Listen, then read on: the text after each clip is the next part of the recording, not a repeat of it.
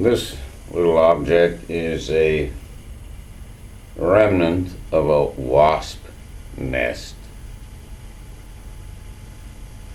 Each of those little cells is a hexagonal prism where they grow and they emerge.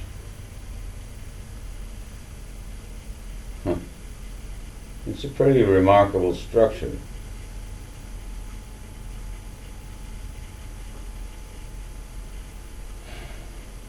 Yeah.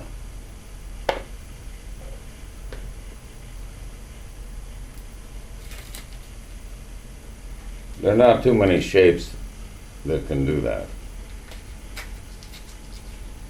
The equilateral triangle, the square, and the hexagon are capable of perfect tessellations, tiling in lay terms, tiling.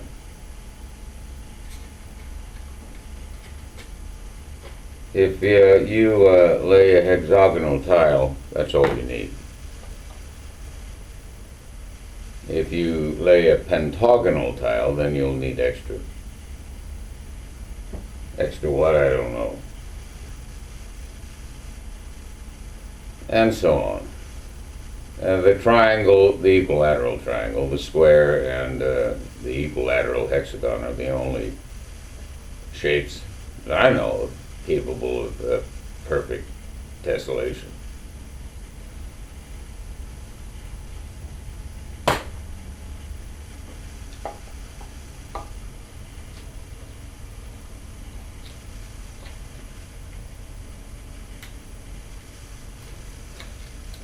A while back, my wife bought a heater for me out of the blue for this garage.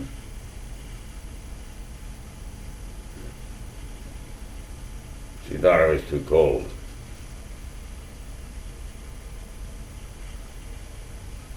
And earlier this winter, I suppose I was, but oddly, the winter's warmed up considerably. We're not even getting snow any longer. We're just getting rain. It's like early spring. It's like late March, the way I remember it around here.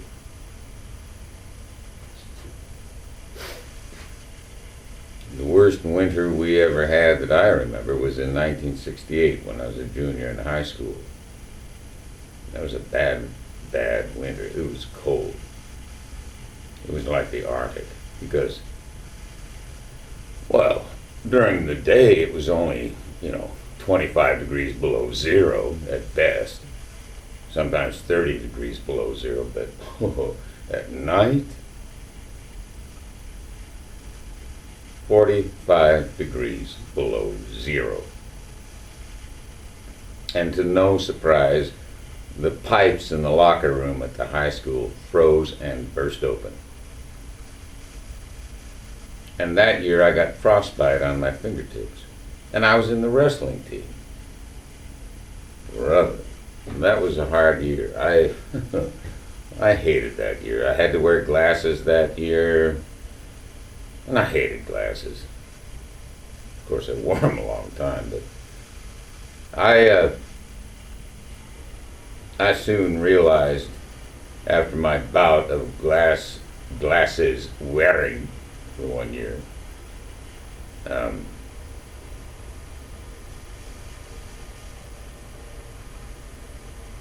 that I not only wanted but I required, just for my own personal comfort, a pair of glasses that weighed practically nothing, which meant lenses and wire frames only.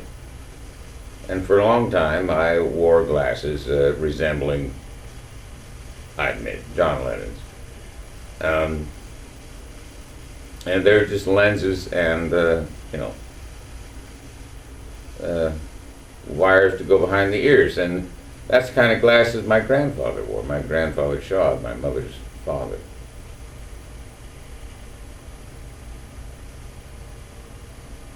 Who,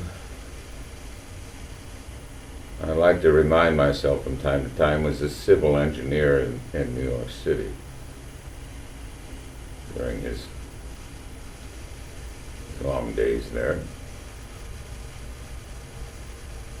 I wish I had known him then. You know.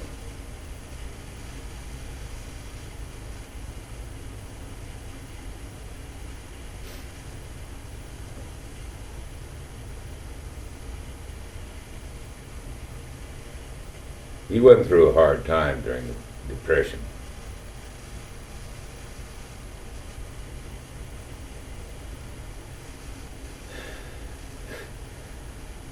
My mother was born in 1932 and I was born in 1952,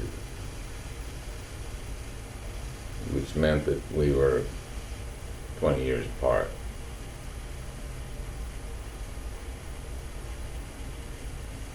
So she had me when I was, rather, when she was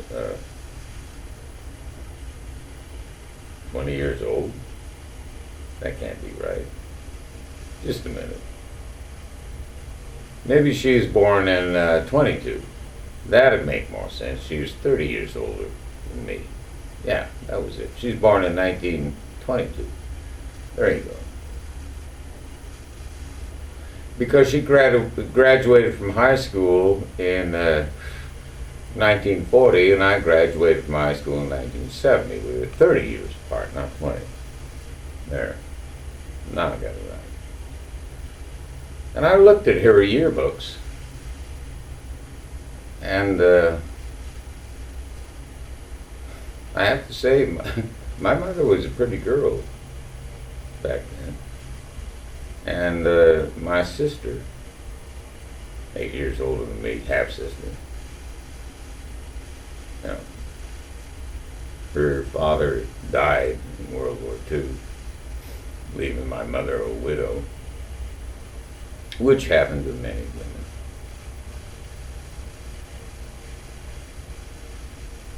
And so later she married my father. And they were absolutely ill-suited for each other.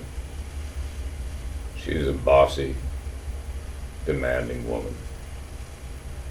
And he was an absolute, I don't know, he was totally devoted to his career. And he just got the fuck out of the house anytime he could. And I remember one time, we didn't even have a TV then. And my father had been filmed by KWSU, I think. And he was wearing a lab coat and so on. He taught organic chemistry.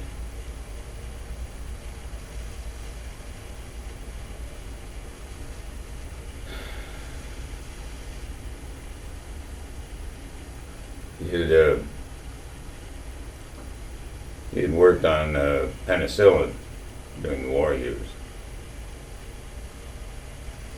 which was a pretty big deal.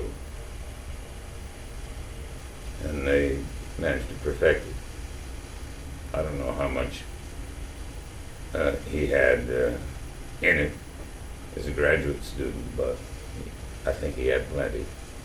Anyway, he got a job at WSC, Washington State College, in, I don't know, 1951. I was born in 1952.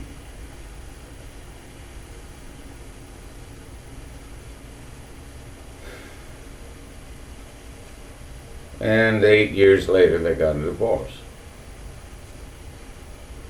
My father left me and my younger brother with a dog, a collie, German Shepherd cross, we called him. This female dog with boots. And Pullman didn't have a leash law then, so